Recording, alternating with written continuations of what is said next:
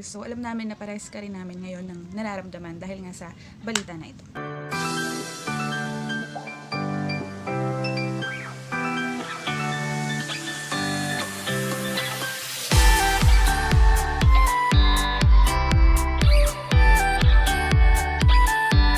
So, pansin nyo nga na wala talaga kami sa mood ngayon. Nakakalungkot isipin, di ba? Kagaya nga ng nakikita nyo sa title namin, mawawala na ng pera sa ads. Kaya nga 'di ba guys, sobrang hirap tanggapin nung balita na to. Nung nalaman nga namin yung balita na to, is talagang nalungkot kami. So ganun din yung mga kasamahan namin na, yung mga kaibigan namin na nag-vlog na. So syempre kailangan naman nating tanggapin yung mga pagbabago nito, yung new rule ngayon ni YouTube. So ito ngang rule na to is na-implement na siya sa US nung November 18 this year. So, ayun nga, marami ng pagbabago kay YouTube. Akala natin na mag-change lang siya ng rules sa subscribers and sa watch hours, yung magdadagdag nga. Pero nagulat na lang tayo kasi ito pala yung pagbabagong mangyayari. Yun nga, pero kailangan na talaga nating maghanda dun sa rule na to, sa bagong rule na to, kasi nga na-implement. Kagaya ng sinabi namin kanina is, na-implement na nga siya sa US. Pero sa bansa natin is sabi mid-year 2021 pa naman daw siya ma-implement. So, no exact date. So, ang kailangan lang natin gawin is maging handa tayo para sa sad news na to, sa bagong rule ni YouTube. Kaya nga, it's either June or July 2021 ito may implement. Kaya alam ko marami sa inyo na nalulungkot at ayaw nang gumawa ng... Or nahihirapan ng gumawa ng content, tinatamad na. Ganun. Yeah. Kaya tayo talaga ang maapektuhan sa tayo balitang talagang mga ito. YouTubers, yung mga small YouTubers, yung talaga nga namang maapektuhan sa new rule ni YouTube na ito. So, ano nga ba yung mga pagbabago? So, ngayon, babasahin ni Jem kung ano ba yung mga main changes ni YouTube ngayong for the next year. Yeah. So, unang-una is Facial recognition restrictions. The term of service already stated that you cannot collect any information that might identify a person without their permission. While this has always included facial recognition information, the new terms make that explicitly clear.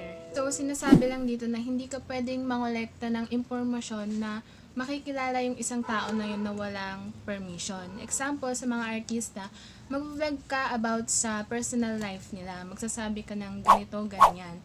Pero, hindi mo yun may upload lalo na pag nandun yung face nila without their permission.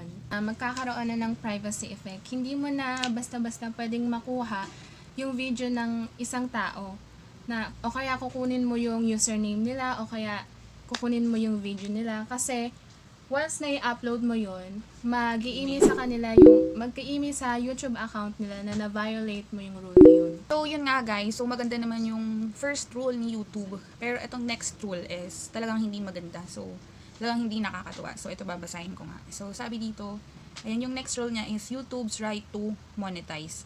As noted in the changes to our terms of service, YouTube has the right to monetize all content on the platform.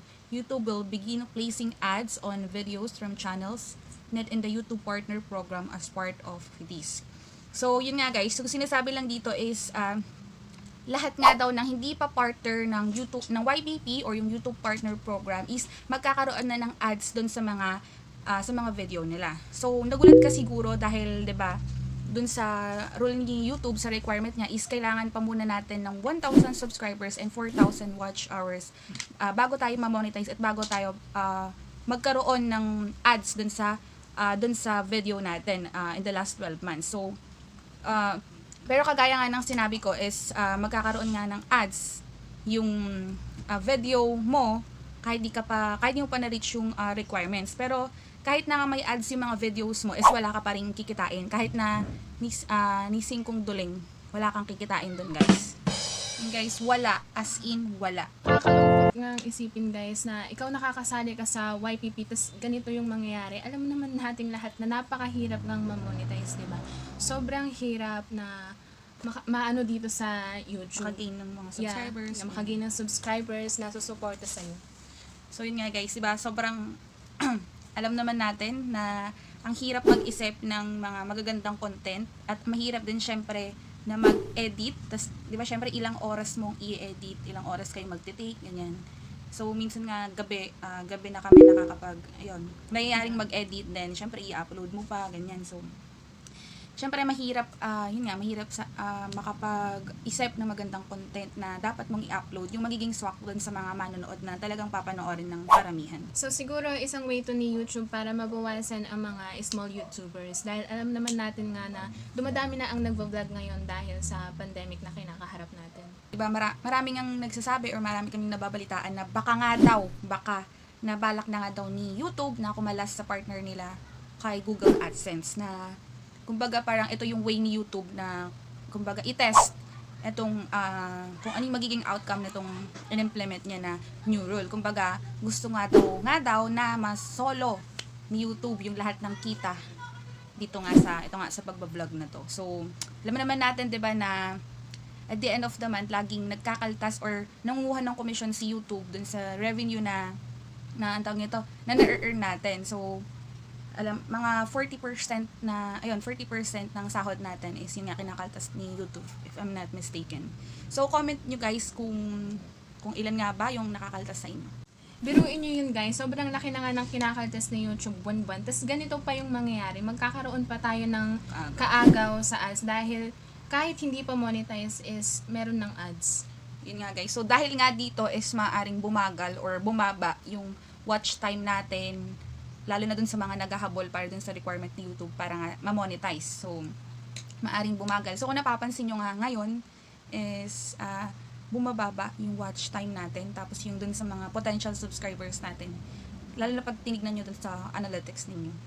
For me, it's very challenging talaga for small YouTubers and content creators to cope with the views and subscribers and even audience retention. Kaya nga talagang hinahabol yung number of watch hours tsaka yung 1,000 subscribers. So, diba, talagang nakaka-challenge. So, pakiramdam ko or iniisip talaga namin is maraming mawawala talaga dito sa platform na ito. Although is a bit unfair to everyone na nagpupursige na makamit yung goal nila sa pagbablog. Pero may time pa naman kasi, diba, mid-year 2021 pa naman may implement ni YouTube yung update. Siguro, this update give us more motivation kasi talagang matitira yung mga desidido na mag-vlog. Kumbaga, puso na ang labanan dito sa platform na ito. May time pa para magpursige talaga, guys. Yan, tama, diba? So, no matter what happens, I just want to say that continue your passion in providing quality content in your channel and, of course, have plans and actions on how will you reach your goals. We are hoping and praying that this update is not yet final so that we can focus on our channel and not to stop to do this thing that make us happy because it's not all about money. We all know that it is hard to adjust, especially to the new ones and to those who still on the stage on planning to become a vlogger. But I advise to all of you that please still focus on your goal because it is the main key to reach what you wanted your channel to become. Yes, and just believe in yourself and keep an eye on what you're doing in this vlogging industry and add some prayers because eventually all your hard works will pay off because great things will happen to those who wait and persevere.